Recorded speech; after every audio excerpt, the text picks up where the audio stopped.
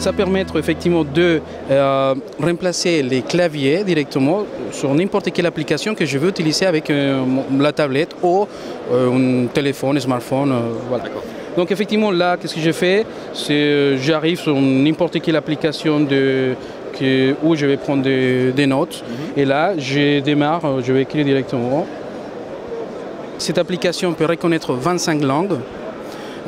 Aujourd'hui, on reconnaît toutes les langues européennes et aussi les langues asiatiques. Donc japonais, chinois, coréen, les typiques effectivement.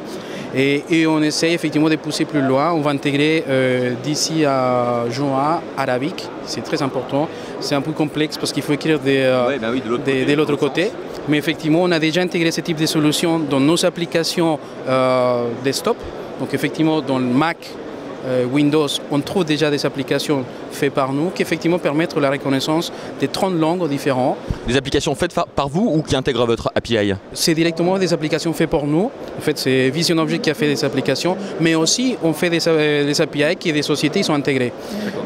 Aussi, aujourd'hui, dans le monde de l'automobile, on trouve aussi nos applications. Il y a des voitures qui intègrent déjà notre technologie.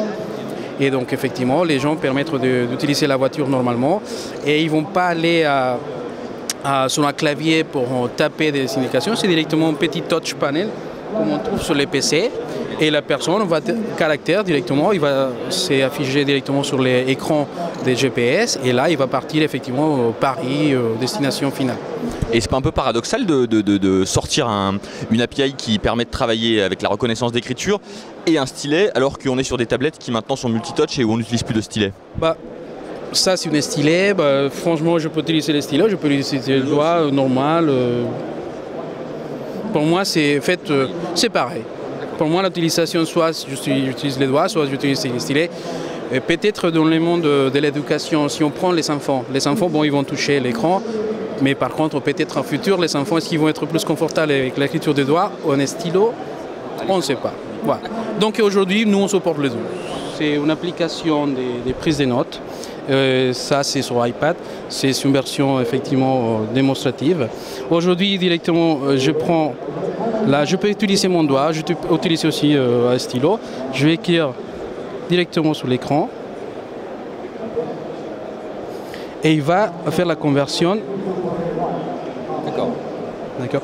Aussi, je peux utiliser un stylo plutôt pour faire des images. Je peux rajouter des petites images que je vais rajouter à mon texte original.